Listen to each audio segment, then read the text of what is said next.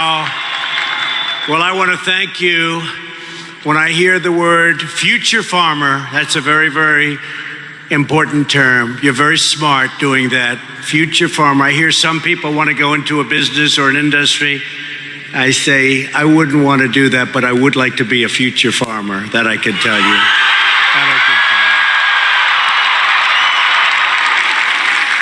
But as you know, earlier today, there was a horrific shooting targeting and killing Jewish Americans at the Tree of Life Synagogue in Pittsburgh, Pennsylvania.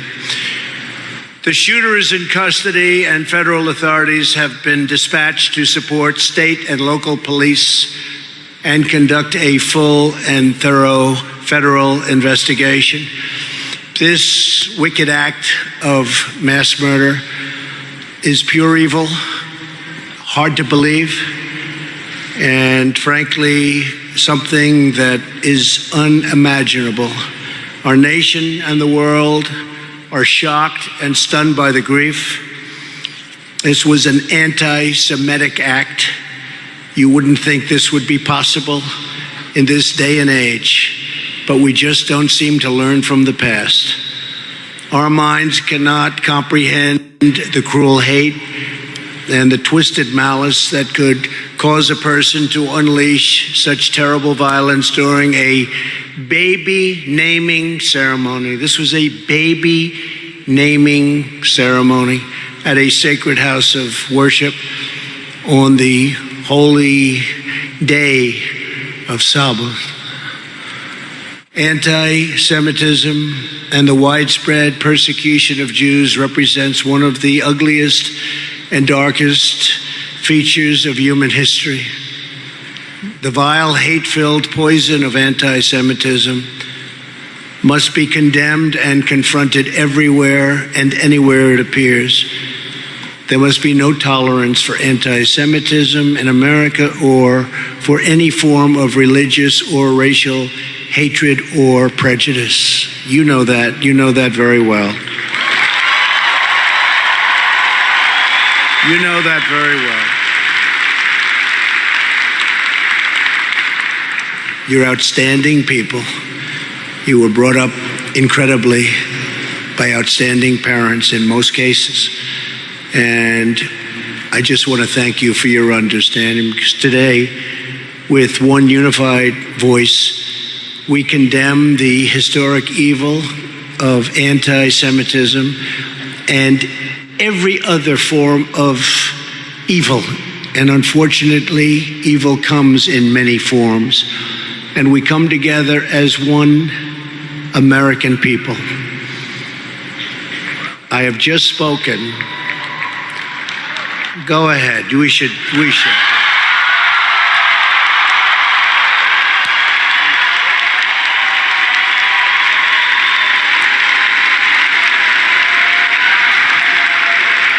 I have just spoken with the mayor of Pittsburgh, Bill Peduto, terrific guy, and with the governor of Pennsylvania, who I've been dealing with quite a bit lately on the hurricanes and other things, Tom Wolf, two terrific people, to assure the full and complete resources of my administration in the investigation of this attack. We are praying for the families of the victims, and our hearts go out to the wounded law enforcement officers in Pittsburgh, very badly wounded and very brave. The results and the facts will be put out very shortly, but these were very brave officers. These are incredible people of law enforcement, and law enforcement does so much for us, so much for us.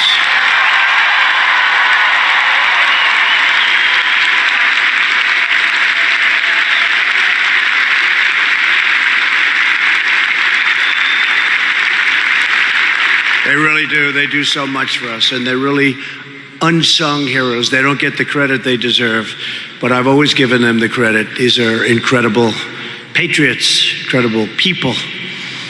We mourn for the unthinkable loss of life that took place today, and we pledge in their name to fight for a future of justice, safety, tolerance, morality, dignity, and love. We must all rise above the hate, move past our divisions, and embrace our common destiny as Americans. And it doesn't mean that we can't fight hard and be strong and say what's on our mind, but we have to always remember those elements. We have to remember the elements of love and dignity and respect and so many others. As we hold Pennsylvania and the great people of Pennsylvania close in our hearts and prayers, I am glad to be here today in the wonderful state of Indiana. We love Indiana.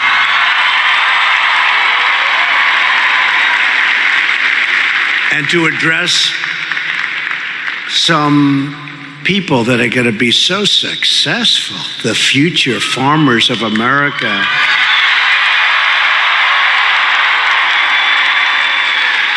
Especially after I open up all those countries to you with our great trade deals, because you had the worst trade deals.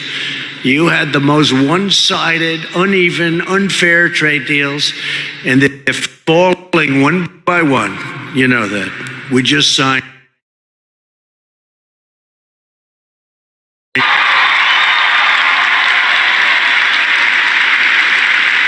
And we're opening them up. And you're doing well, and you're going to do much better. You're even doing better. I looked at your numbers from 2 and 3 and 4 years ago. They weren't pretty. It was going in the wrong direction. Now you're going in the right direction. You know it. But before we get on to the farm business, I was in the plane, Air Force One. Did anyone ever hear of Air Force One? Beautiful. See? Anything can happen. If I can fly on Air Force One, then you can be a really, really successful farmer, right? That's what it is. But you know, as I was flying on Air Force One, I said to my people, because of the horrible tragedy, I mean, I almost shouldn't say this, but people that have done this and do this for a living, tough living, people that went in as first responders, police officers, law enforcement, that have seen many crime scenes, they said this is one of the worst that they've seen. They've seen many horrible crime scenes. They said this is one of the worst they've seen. And we're going to have to come out with very, very powerful punishment for these horrible people that do these things. We're going to have to come out with the ultimate punishment. You know what the ultimate punishment is? It's time. We can't let this happen. It's time. And if it does happen, they have to pay a very big price. And it has to go much quicker. Not 10 years of legal wrangling.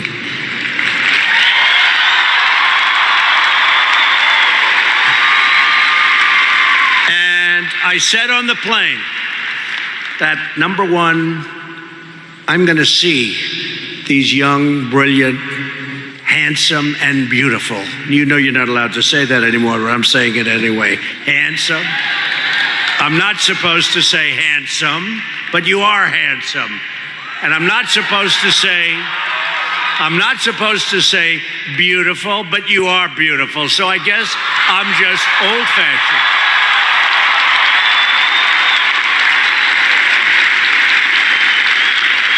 But I said on Air Force One that I would like you to call into Indiana, Indianapolis, anywhere you want, Indiana, and I wanted to see if you could find a rabbi and a pastor to say grace.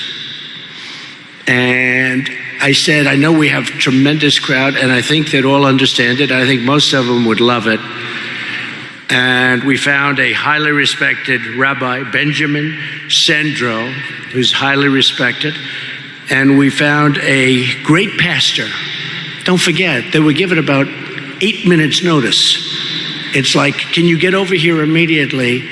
And we have Pastor Tom O'Leary from the area. Oh, look at that. They know Tom O'Leary. Look. Wow. And I thought I would invite them on stage. Let's give them a big round and then let them each say grace, say a prayer, because today is a time when we could use a great prayer from a pastor and a rabbi. Please come on, please.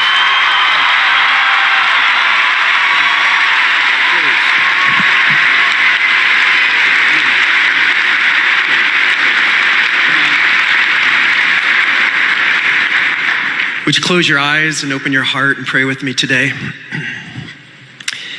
Father in heaven, we don't always understand why crazy things happen in our world, but we're reminded that this earth we live on will never be as great as heaven and never as horrific as hell, but we get tastes of heaven and hell. It's in this moment, God, that we would ask for your comfort and your love and your grace and your peace to be upon the victims and their family and their friends in this community of faith that we stand up for.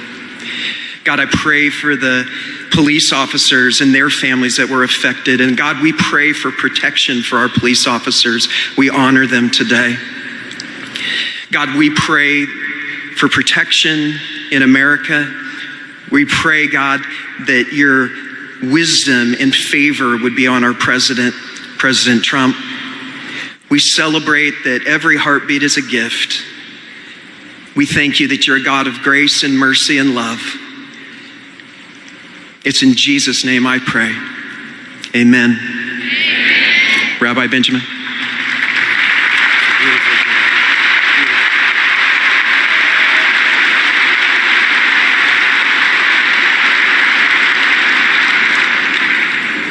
Avinu Shebashamayim, our Father in heaven, our hearts are heavy today with sorrow.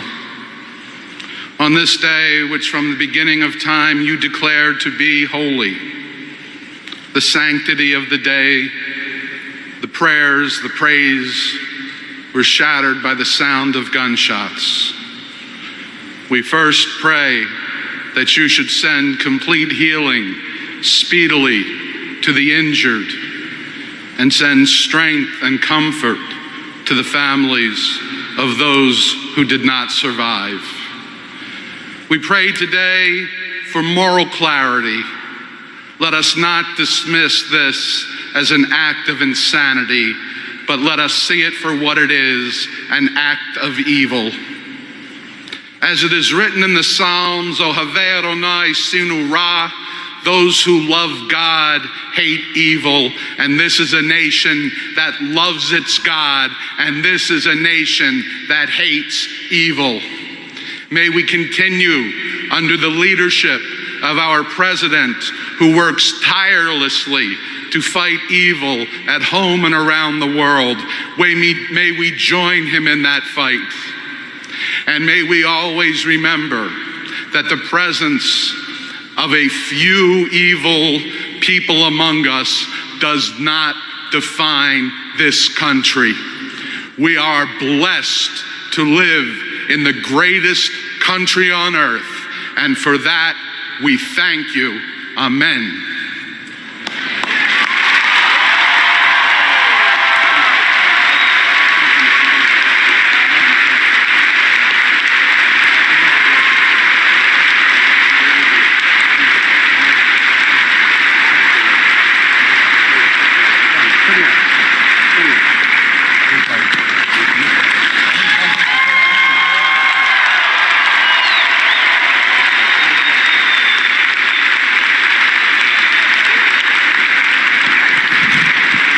Thank you very much. That was beautiful. Great people. Not a lot of notice. They did a good job, don't you think? That's not easy. That's not easy. And I assume a lot of people are watching. And we appreciate the fact that you allow them to watch. Very much do. One of the questions that I was asked when we said thank you, one of the questions I was asked, will I come to this event? And I said, future farmers, young farmers, I'm coming to this event. And then I was asked whether or not I was going to another event later on in Illinois, which was more or less of a rally, political rally. And at first I was thinking I'll cancel. And then I said, you know, we can't let evil change our life and change our schedule. We can't do that. We have to go and do whatever we were going to do. Otherwise, we give them too much credit. We make them too important. And you go with a heavy heart, but you go. You don't want to change your life. You can't make them important. These are bad people. You can't allow them to dominate what we do. So I'll go. Not that I want to go, but I think I actually, in reverse, have an obligation to go. I remember when we had the attack in Manhattan. We opened that stock exchange. The next day, people were shocked. A great group of people. The head of the New York Stock Exchange is just a fantastic guy, Dick. And he opened it up. He got it opened. Everybody was standing proudly with him. And the purpose wasn't financial, had nothing to do with financial. It was that we don't want to let people that are evil change our lives. So I think when I'm finished with this, I should go to Illinois. I will go to Illinois. And we'll keep our schedule the way it's supposed to be, and we should all do that. And I maybe recommend that to others also. It's a personal choice, but I think maybe we should recommend that to a lot of other people. In the meantime, it's my honor to be with you right now. Thank you.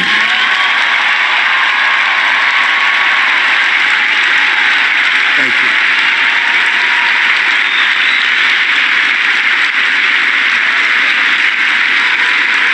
Okay, now we get down to the business of farming. Does anybody want to talk about farms and farming?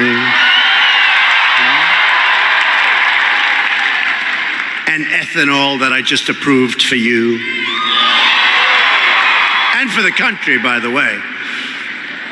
And this group of people that are so ambitious. I saw that level. I came over. I figured I'd take just one quick hand and run up to the podium and the whole place. And I saw that level of ambition. I said, they're going to be very successful people. Then I said, this side, these great musicians, they would never be that way. And they had the same ambition, right? They rushed the podium. A lot of talent. That's good music, by the way. I heard that backstage. I said, that's good music. But my administration is fighting for our farmers every single day. We are replacing unfair trade deals. You have very unfair trade deals, folks. If you look at farming over the last 15 years, it's a steady decline. There's no reason for it. It's now going to be a steady incline. There's no reason for what happened to farmers. Credible people. We're going to be opening new markets for your exports. We're going to be eliminating job-killing regulations, which we've already done in record numbers. No, record numbers. We will be ending oppressive federal intrusion, and you and your families know exactly what that means. We'll be cutting your taxes. And just like I promised, we are ensuring that ethanol will remain a vital part of America's energy future. With my just last week, at the absolute urging of your great Secretary of Agriculture, Mr. Sonny Perdue, he knows more about farming. I don't know where he is. Where is Sonny Perdue? He knows more about farming than any human being I've ever seen in my life. Where is Sonny? Is he here? Is he backstage? What a great gentleman. And he loves farmers. And he loves farming. You know, when I was going to pick the Secretary of Agriculture, I interviewed about 7 or 8 people. And one was great politically, and one was great some other way, and they all had something that was fine, I guess. But I kept saying, what do you know about farming? Sir, I know nothing, but I can learn. And my staff is saying, oh, hire him, he's perfect. I said, but he doesn't know anything. And then another one came in and he had some other talent, but farming wasn't one of them. Then a third one came in. I said, let me ask you, this guy really seemed to be a total novice. Have you ever been to a farm? No, sir. But if I get the job, I said, the first thing I do is going to visit a farm. And I think the future farmers wouldn't be too happy. And then this guy, Sonny Perdue, walks in. You know, he was the governor of Georgia for 8 years and very popular.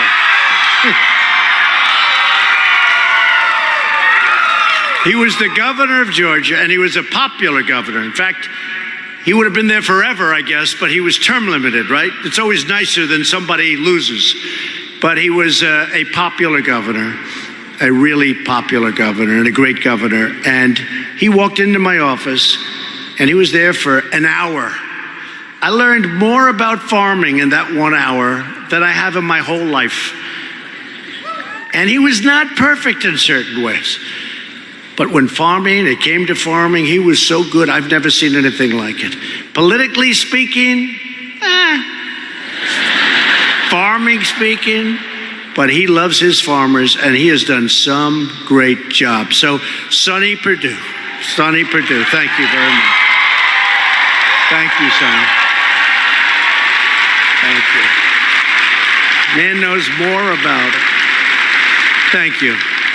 My administration is working very hard to help all of our wonderful farmers in Georgia and the Florida Panhandle impacted by the recent hurricane. We do love that Panhandle. I'll tell you what, that Panhandle got hit hard, and a piece of Georgia got hit. I went there, and I saw farmers who were so incredible. I was with Melania, First Lady. She's doing a great job. And we had cotton farmers and pecan farmers and timber farmers, and these are beautiful people that were devastated. And a cotton farmer was standing in line. There must have been 40 farmers, all of them really badly hurt, some devastated, some wiped out. And he said, "Sir, I've been doing and growing cotton for 25 years." And he was crying. He said, "This was the best crop I've ever grown. This was the finest." He was explaining to me about cotton. I don't know too much about cotton other than I want to grow a lot of it in this country. But he was explaining how, "Sir, this was the best," and he's going like this. I mean, he said it's the best crop he ever had. And then in 5 hours, sir, I had nothing. I was wiped out. And I said to our man, Sonny Perdue, "Sonny, we help so many people, but we don't help our people. We don't help them like we should. We got to help these people." He was wiped out. He wasn't asking for anything. He wasn't even thinking about it. And he got wiped out. And they had a rough season, as you know, last year, with a much smaller level of storm, but still a rough season. And I said, "Sonny, we got to help these people out." And that's what we're going to be doing, because we help people out and we help countries out that don't even appreciate it. We give billions and billions of dollars all over the world. We protect countries with our military. They don't pay us. We do so much for so many. And here we have a cotton farmer who works his ass off his whole life.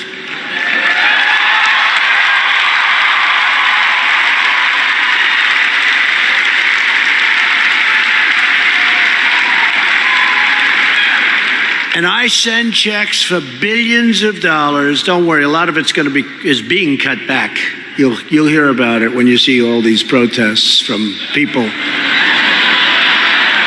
And we give billions of dollars to places, and they don't even vote for us at the United Nations. It's unbelievable. They vote against us on things that are very popular. They vote against us. It's called no respect. But they do vote now that I'm president. They have been voting very nicely. Thank you. Unfortunately, the way I wish they would keep not voting for us, okay? But I said, "Sonny, these people in the Panhandle, Florida, and Georgia, and Alabama, and you're not talking about, and by the way, how about North Carolina, South Carolina, they got hit. They got a big water duster. That was a bad one. So you had two opposites. Here you had massive water, North and South Carolina, massive water. And then we get it from the other side with essentially a tornado that was massively wide. That was the world's biggest tornado.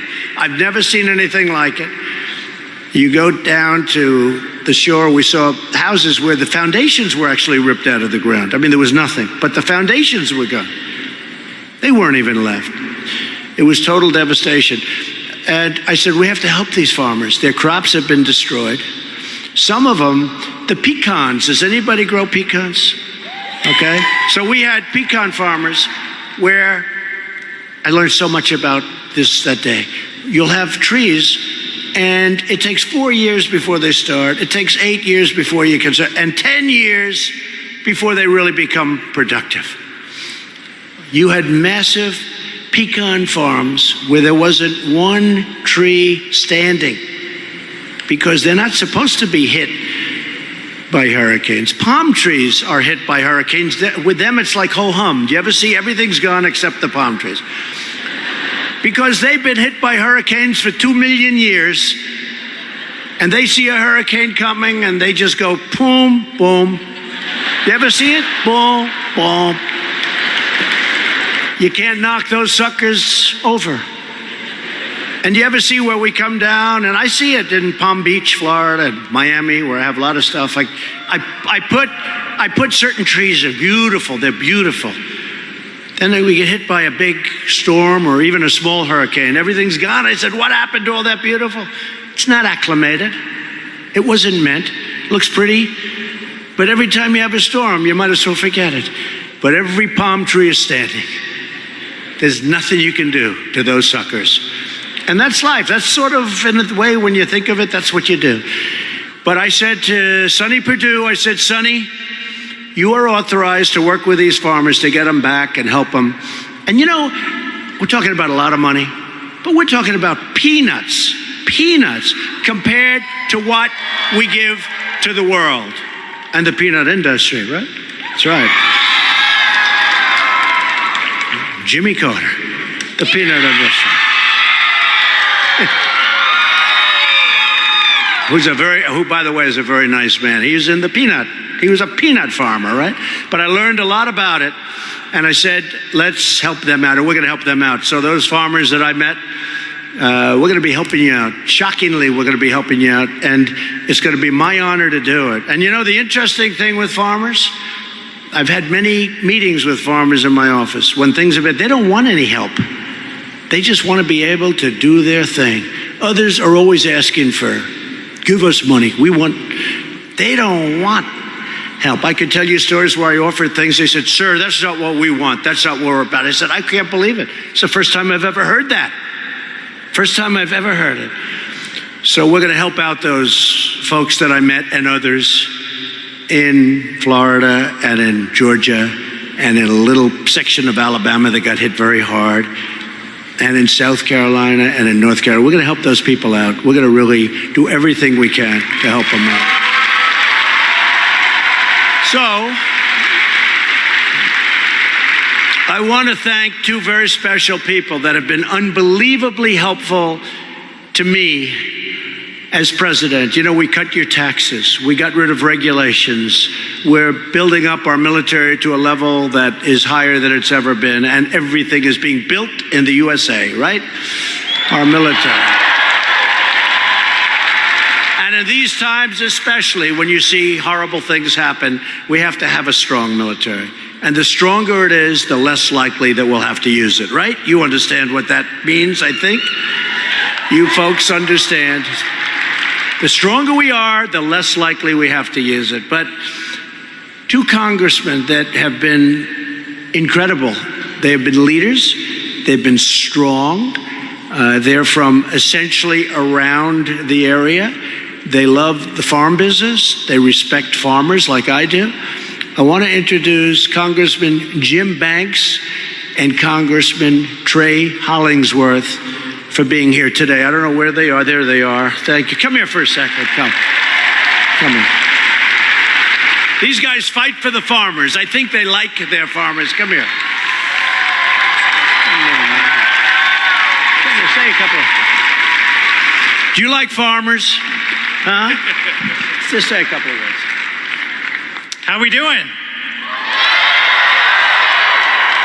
Is it great to have this president who cares about farmers, about agriculture, the future of what all you stand for right here in Indiana at your convention? How great is that?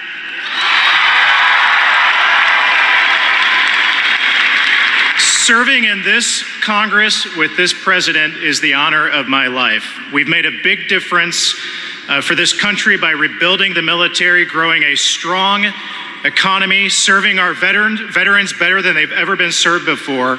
And it's all because of this man right here. Thank you very much, Mr. President.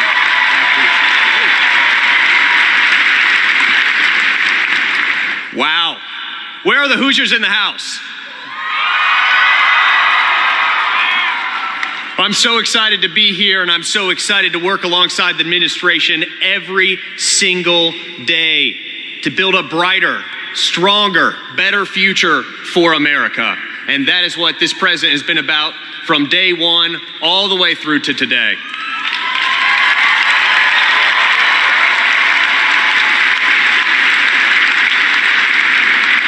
I know that there were some dark times that we felt like America had once lost its way, but today we can reassuredly tell the American people that the future will be brighter, and this century will be another American century for American producers, American manufacturers, and most importantly, American farmers.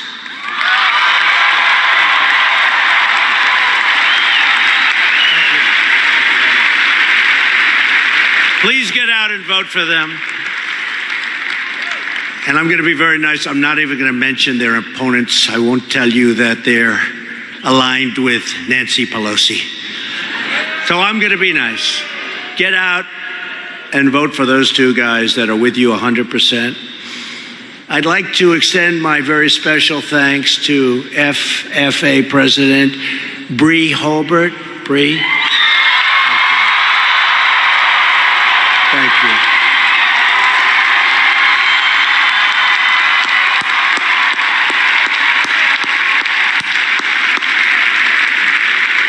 What a job. What a job. Thank you, Bree. Board Chairman, somebody said, I love you, Bree. Did you hear me? I love you too, Bree.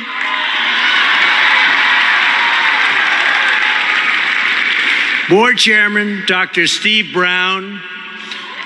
Steve? Thank you, Steve. Great job, Steve. CEO Mark Pessel. Thank you, Mark. Good job. Thank you. FFA Foundation President Molly Ball. Thanks, Molly. Great job.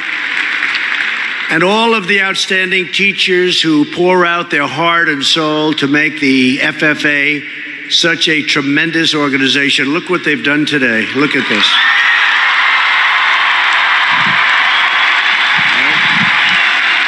Great job. Great job.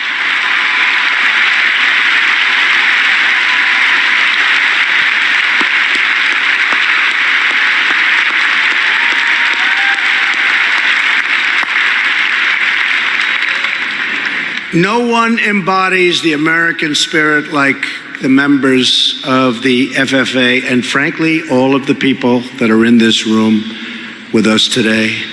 And our nation, if you know, was founded by farmers. In fact, if you look chain of command, if you look president, vice president, I don't know exactly where the Secretary of Agriculture is, but it's right up there at the top. Because we really were about farming, and we still are about farming, and nobody does it even close to better. So it's a tremendous honor to be here. Our independence was won by farmers. Our frontier was settled by farmers. And every day our people are fed, clothed, and sustained by the American farmer.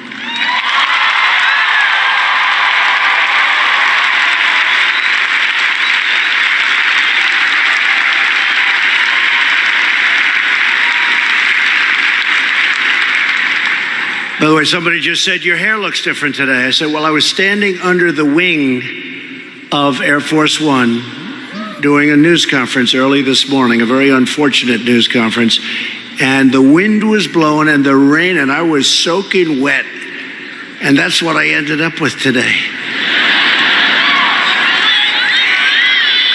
And I said, well, at least you know it's mine. I said, maybe I should cancel this arrangement because I have a bad hair day. And And the bad news, somebody said, actually, it looks better than it usually does.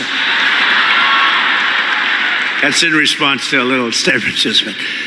Before I took office, our incredible farmers were being crushed by an onslaught of massive taxes, crippling regulations, burdensome federal mandates, and unfair one-sided bad trade deals. But those days are over. Now you have a president who is fighting for you. We're fighting now for the farmer. We don't worry too much about the globalists. We want to take care of the globe too, but we have to take care of ourselves before we start worrying about others.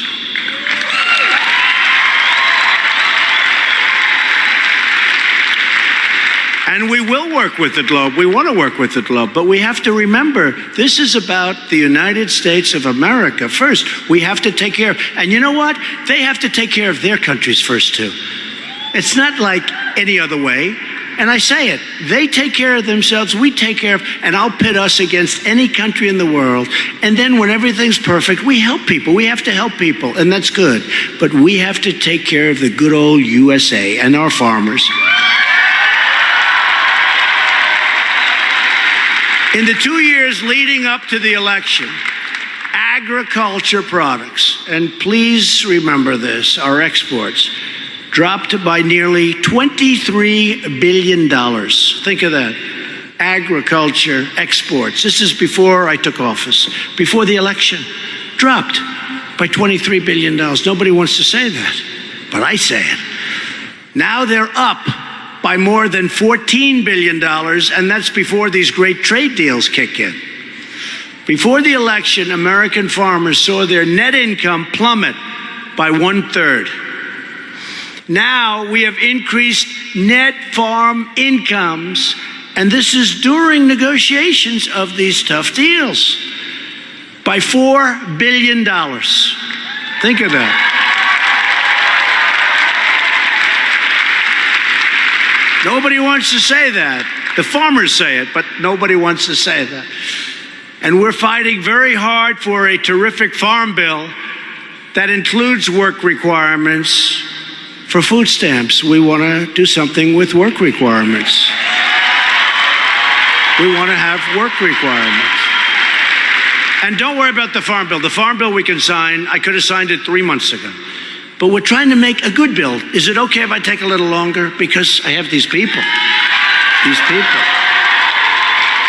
Doesn't matter. Remember, they were saying, oh, you have to add Canada. You have to make the deal. Very hard.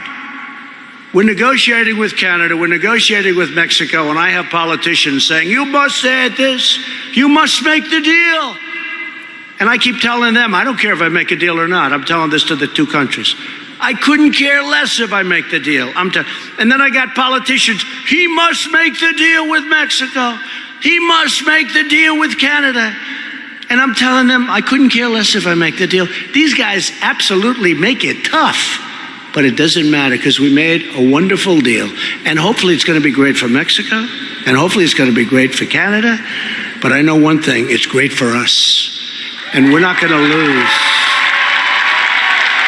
We're not going to lose our companies anymore going to other countries because there's a big disincentive. You know, when we had NAFTA, we lost millions and millions of jobs. Thousands and thousands of companies moved to Mexico and Canada to a lesser extent. But they moved to Mexico, car companies, other companies. Millions and millions of jobs, not going to happen anymore because now you have a big disincentive, whereas before you had this ridiculous incentive to move. They're not moving anymore. They're not moving. That was very important to me in these deals. We recently announced that we are replacing NAFTA with that brand new U.S.-Mexico-Canada trade agreement that will increase exports for corn farmers in Indiana, wheat farmers in Kansas, dairy farmers in Wisconsin, poultry farmers in Georgia, and farmers and producers all across the country. All across. You're going to be able to export your product now to places you never even thought about. As part of this tremendous victory for American farmers, Canada agreed to remove their massive trade barriers to the American dairy industry. You saw that.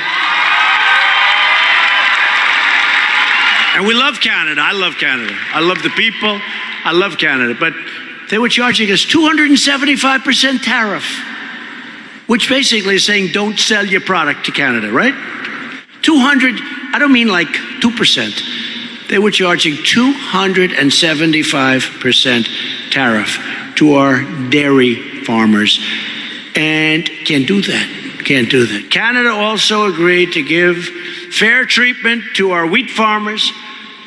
They will now grade American wheat just like they grade their own wheat. Now, you people know what that means. I don't know what the hell it means, but I heard it was a big concession. I have no idea. No idea what that means, but everybody's saying, sir, could you get the wheat graded the same way they grade their wheat? I said, all right, whatever the hell it means, we got it, okay? That was supposed to be a big deal. That's why you have to know your business. You have to be in a business, but I have great people. I have great negotiating people, and I worked with Sonny and a lot of great farmers, and they know that's what we have to do. You have to know who to use. We are pursuing fair trade all around the world. We opened Argentina to American pork exports for the first time in 25 years. We opened India and Morocco. They both opened their markets to our poultry exports. I mean, getting India, it's a big country, 1.5 billion people. That sounds like a good market, right? U.S. beef has been shipped to Brazil for the first time ever, and I opened China to our beef a year ago. I haven't checked recently how we're doing there because we are in the middle of a pretty nasty dispute that we will win. We will win. No, we're going to win it. But China was taking our beef. First time since the year 2000 when they ended it. But I went to President Xi and he agreed to do it, and it was great. And it'll all work out between China and the United States. It's, they've been doing very well against us for 25, 30 years. They've been doing beyond well. Taking out $500 billion a year out of the United States. Would you say that's a lot? That's a lot of corn. That's a lot of wheat. That's a lot of soybeans. Can't do that. I said, you can't do that. So we're in a trade dispute. I want to use that word because it's a nice, soft word. But we're going to win. You know why? Because we always win.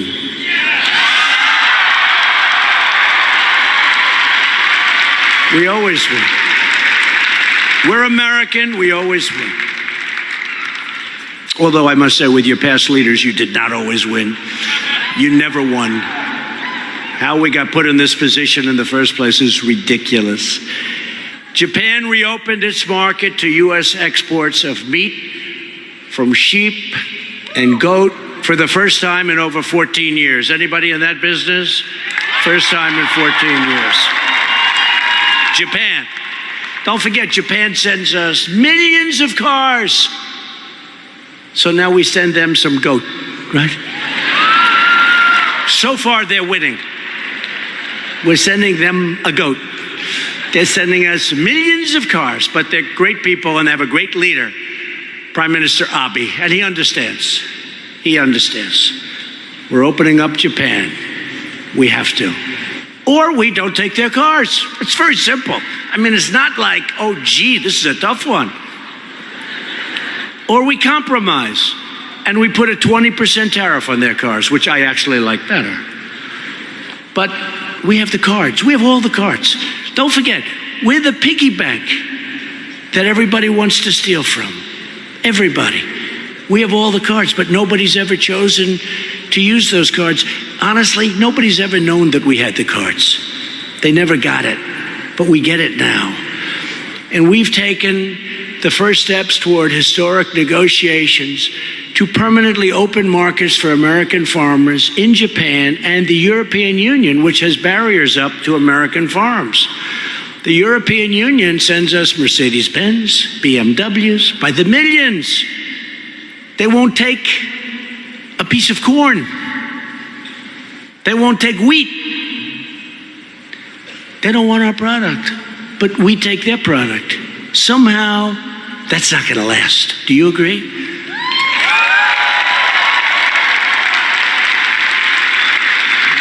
The European Union's been very restrictive. They don't take a lot, not only farm products, medical products, so many products they don't take. And yet we take theirs. And when they do take our product, they charge us massive tax. Massive. A tariff. Massive. And we take theirs, same product, we charge them almost nothing. Does that make sense? China. They make a car. They send the car to the United States. They pay 2.5%, but they don't pay because there's ways around it. So they pay nothing. We make a car.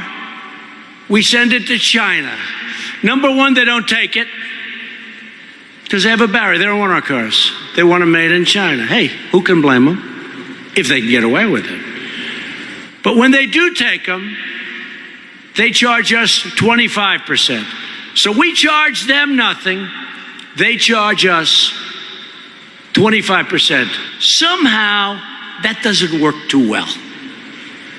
And that's what's happened. And there was never anybody to say, no, we can't do that.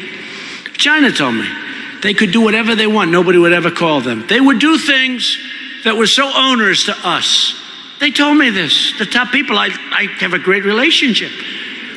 And they expected to be called the next day, don't you do that? And nobody would call. So they left it, like the 25% tax on cars. Think of it.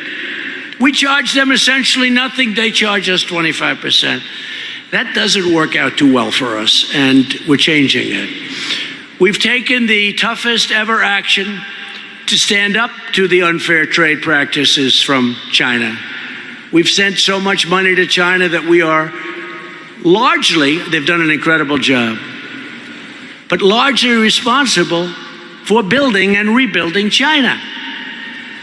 And I don't blame President Xi, and I don't blame the leadership in China, and I don't blame China. I blame our country and our leadership for allowing it to happen. We should have been so smart to do what they're doing.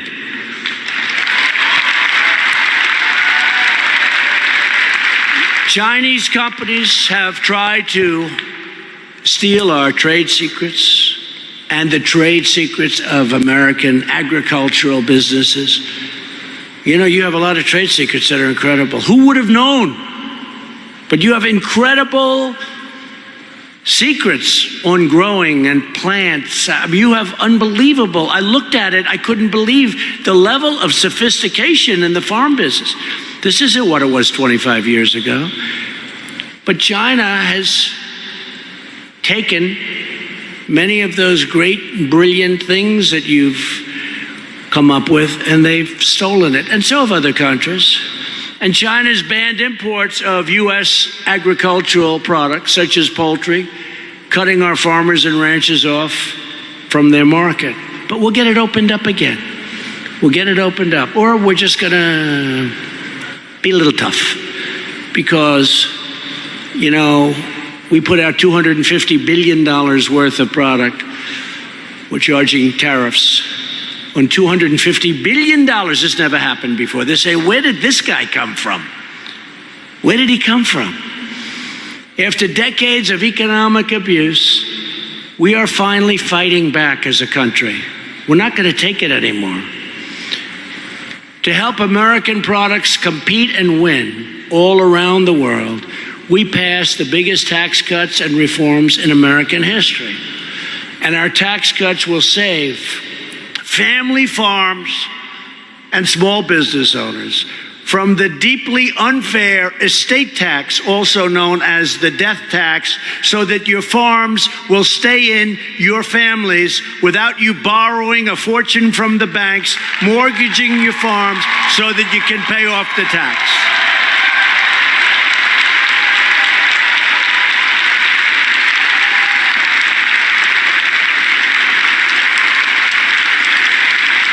This guy with the horn, he obviously, I assume you're going to be inheriting a farm. He stood up so fast. There'll be no estate tax on these farms. You know what that is? That's the difference between saving it. And I tell the parents all the time, I say, look, if your kids are bad, he's good.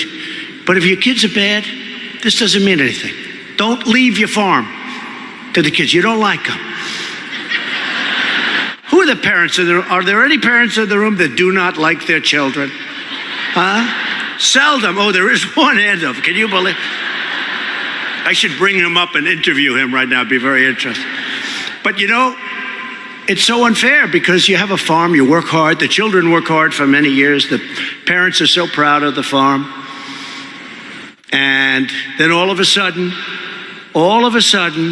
something happens and you get tremendous taxes, tremendous. And you go to the banks and you borrow money and then you have a little bit of a downturn and you end up losing the farm. You don't have to worry about it anymore. Nobody talks about this. But there's no more estate tax on those small farms and businesses, and it's a great thing. So you keep the farm and the family. Congratulations, everybody. You're very rich. You just became very rich. By the way, a friend of mine is in the audience, one of the greatest businessmen in the world, Mr. Steve Hilbert. Stand up, Steve. From Indianapolis, by the way, from Indiana, a Hoosier. Right now, one of the great businessmen in the world. Thank you, Steve, for being here. I appreciate it. We have liberated our farmers and ranchers from an avalanche of federal regulation. You know that very well. We've removed more job-killing regulations than any administration in history, and we've all done that. We've done that in less than 2 years. No administration, whether it's 4 years, 8 years, or more in one case, has done more, has done nearly as much, has done anywhere close. Last fiscal year, the U.S. Department of Agriculture eliminated 8 burdensome regulations, saving nearly $400 million for farmers. And regulatory reduction efforts by the USDA are projected to save Americans another $1 billion this year alone, and much more into the future.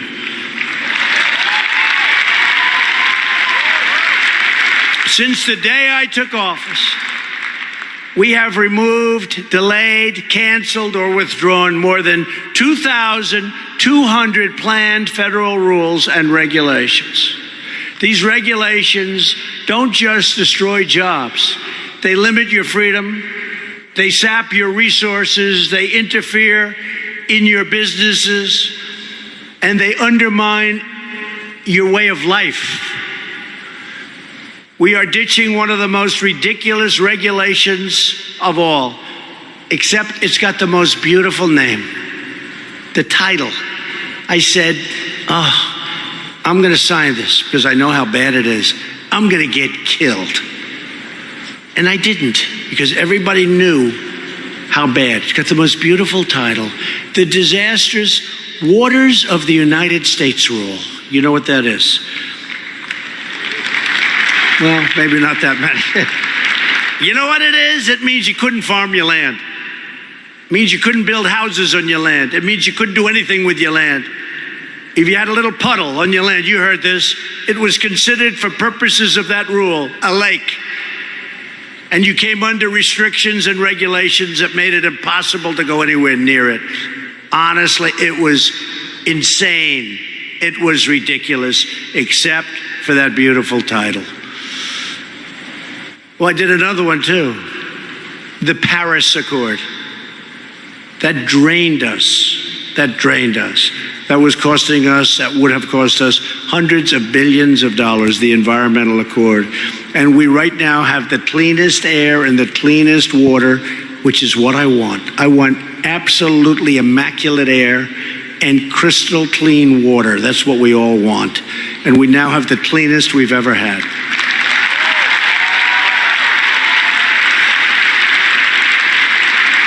Government has no business micromanaging your stock tanks, drainage ditches, or the rain puddles in your backyard, putting farmers out of business, taking away your profits, putting you into the red.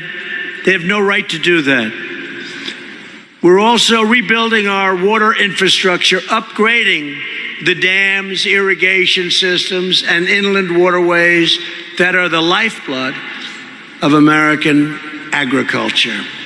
And in places in the Midwest, we're helping you with your internet systems where you have such poor access.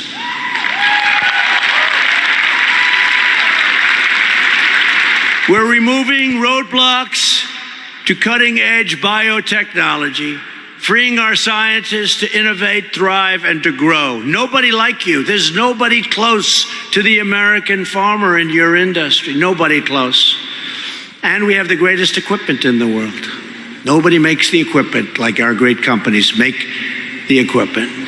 Whether it's John Deere or Jacobson or Toro or Case or so many others, all great. I mean, I'm not reading this from any, I know I buy too much of it.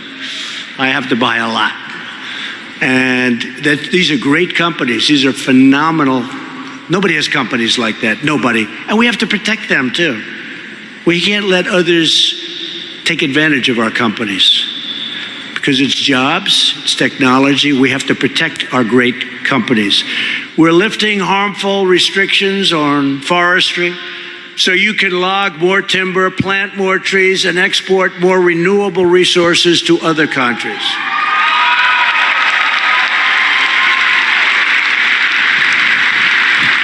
I mean, think of it. We're importing lumber and timber and trees from other countries, and we have 10 times more than they have. Explain that one. But it's all being brought back. You know, part of our campaign when we won 2 years ago on that great evening, that great movement, the greatest movement in American politics, it was based on common sense. Common sense. To support incredible programs like the FFA, my administration is expanding apprenticeships. I love that word, the apprentice. Apprenticeships on the job training and vocational education. We are providing more than $1 billion annually to keep vocational education and agriculture education in our public schools. How about that?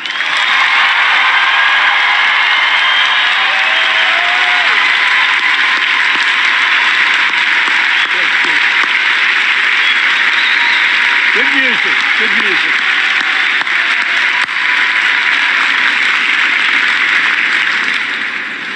You're a hard crowd to figure. I thought that would be good, but I didn't see that as a standing. Some of the ones that got a little applause, I thought that was going to be a... See, I just don't know the farm business, I guess. But it is true. We're going to help you out a lot educationally. Thanks to our America First. Does everybody like America First? Don't we like it? It's about time. But thanks to our America First agenda, you are coming of age during a new era of American prosperity. We've created more than 4.2 million new jobs since the election. And very importantly, we've lifted 4.2 million Americans off of food stamps.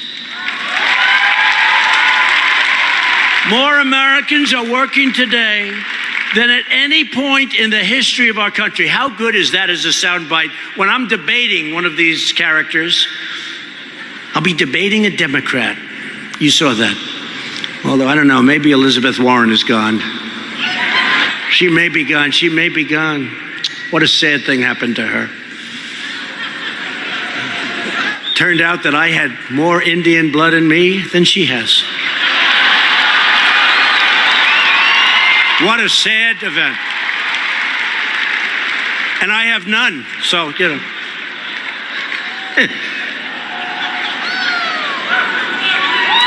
We can't resist. Can we resist, right? No, but how good is that as a soundbite? You're on the debate stage and you say, we are right now having more people working in the United States than by far than ever before. Today, right now. Just can't lose it. That's a good soundbite. The unemployment rate just fell to the lowest level in more than 50 years. That's another good soundbite. Here's one that I love. Here's one that I love, the Hispanic American, African American, Kanye West, was he great? He did me a big favor. Kanye. People like him. And Asian American unemployment have all reached their lowest rates ever recorded. Think of that, unemployment. African American, Hispanic American, Asian American, lowest ever. And you've heard me say this, and I don't know. I've let the women down. Because women's unemployment, I've been waiting for months for this thing to change. It doesn't change. Women's unemployment has only fallen to the lowest level in 65 years, as opposed to history, as opposed to historic. But women lowest, best numbers in 65 years. Can you imagine? And I'm disappointed by that, because everything else is historic in history. But that's going to be changing very shortly. I think as soon as the next graph comes out, hopefully. No one is better prepared to live the American dream than the young Americans here today. You are amazing people. Amazing. You are amazing people. Your time with the FFA in the field, on the farm, in the lab, and in the classroom has not only prepared you for a stellar, great career in something you love, it's taught you essential truths about life and about the world in which we live. You know that success only comes through hard work and perseverance. You know that very well. You know that nothing compares to the satisfaction of an achievement earned and built with your own sweat, your own skill, and with your own two hands. You know that. True. It's true.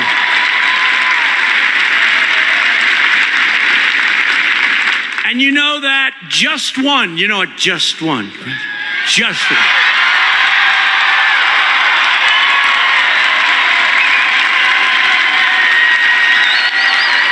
Just one. That's interesting. That's a pretty popular term and a pretty great group.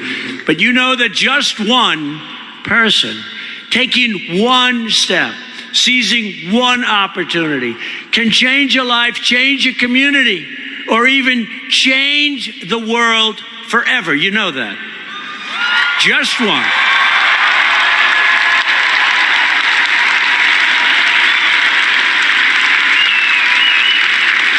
All it took was just one Iowa farm boy to change the course of human history in the last century. You know that. Where's Iowa here?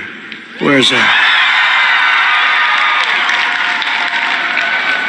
His name was Dr. Norman Borlaug. You know that, right? Dr. Norman Borlaug. Very important life and man. Norman had many setbacks in life, but he never, ever gave up. He was known. He wouldn't give up. His teacher said that Norman will not be defeated by difficulty, and he burns with missionary zeal. Even after Norman failed his college entrance exams, he failed them. He was devastated, but he kept on pushing forward. Eventually, he earned a PhD, developed a revolutionary variety of high-yield wheat, and he won the Nobel Peace. Oh, do you know this?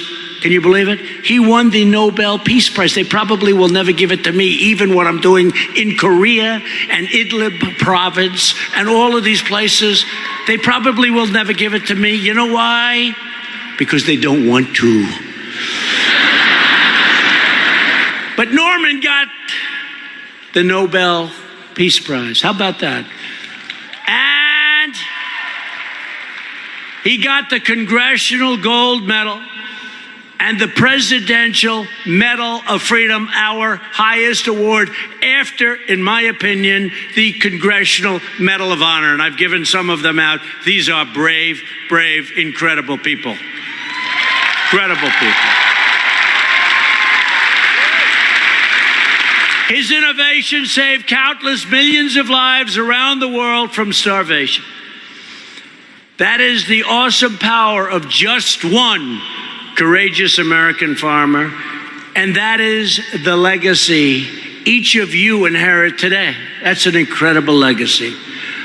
You have no idea how important the farm and the farmers are. That's what it's about. It's so important. People tend to take things for granted. You're truly great and important people.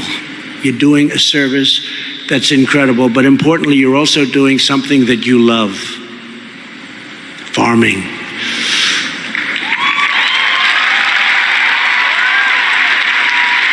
I want to recognize three very special FFA members who are carrying on that legacy. The winners of this year's American Star Award who are with us today. Stand up when I call your name, or come up here if you want. You want to shake my hand, I'll shake your hand.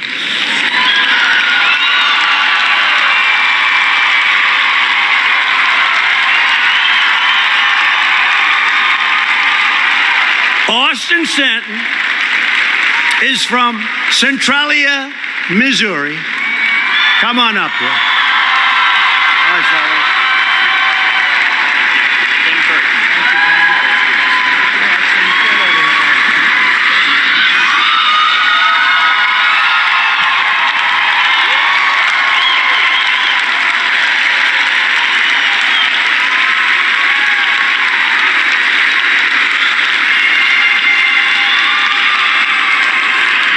They have a lot of ego. I said, come up here if you want to. Come up. They jumped out of that seat so fast, they were up here. That was like rocket ships. In high school, Austin bought 600 chickens to diversify the family farm. Austin, I assume you know those people? I know them. You do know them. He knows you. Look at them. They won't sit down for you, Austin. That's good. No, stand up. Look, you deserve it. Austin deserves it. Now he owns more than 15,000 chickens and sells eggs to local restaurants, grocery stores, and even his own university. Wow, that's fantastic. Congratulations, Austin.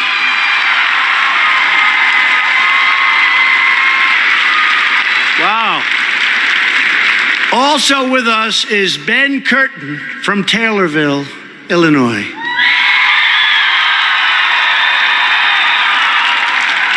Hey, Ben, I'm going to Illinois after this. You want to come with me? I'll drop you off. I will.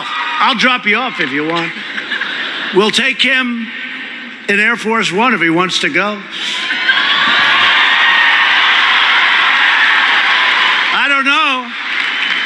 I don't know if we're going to be dropping him anywhere near he may have to travel for 2 days after he gets dropped off, but you're invited to come with us. Thank you, Ben. Through FFA, Ben gained the mechanical and marketing skills to transform his metalworking hobby into a successful business, a very successful one. Now as a student at Purdue University, a great college, a great school. What a great school. He makes tractor grapples, mounting plates, and other agricultural equipment. Ben, great job and congratulations. Fantastic. Thank you. Great job. And finally, we have Colin Wegner from Wells, Minnesota.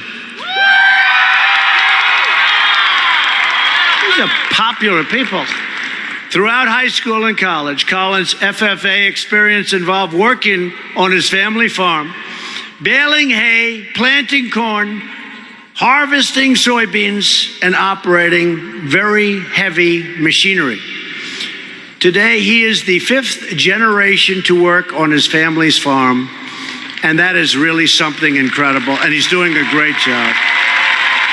He's doing a great job. And he's doing better than any of the predecessors, right? Congratulations. That's really fantastic, fellas. That's beautiful. Thank you very much.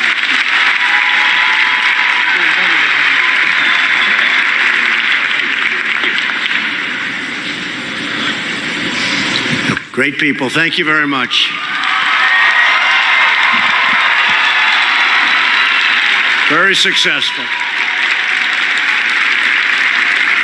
America's future depends on young leaders like you who are proud of who you are, proud of where they come from, proud of the American values we all hold dear. The FFA Creed has taught you to believe in self-reliance and honest dealing, to never give up in the face of hardship. And as farmers, you have it both ways. You have hardship, and you have great, great, great success. Most of all, that creed promises that if you will hold true to the best traditions of our national life, if you cherish our freedom, our values, and our country, there is nothing that you cannot achieve. Nothing.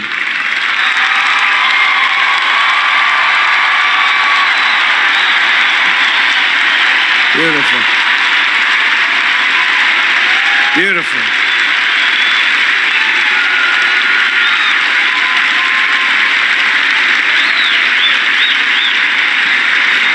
Great people in this room. From the green hillsides of Virginia to the fertile valleys of California,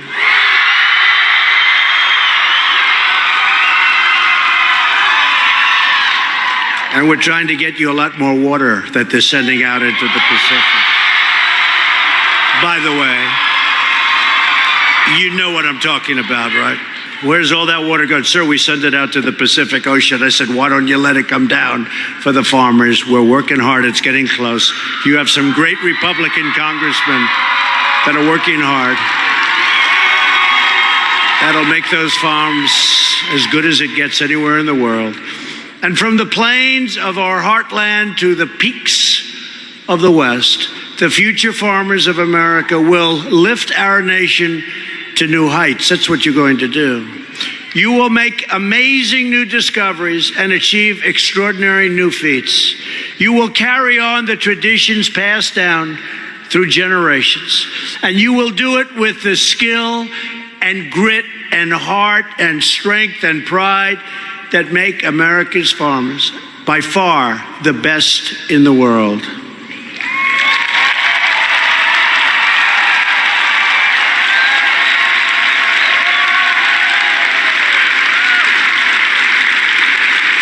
The greatest and most important days for the American farmer are yet to come. And you will take us there. You will take us to new levels. You are the ones shaping our industry. You are the ones who will shape our destiny. You are the ones writing our history. And you are the future farmers of America.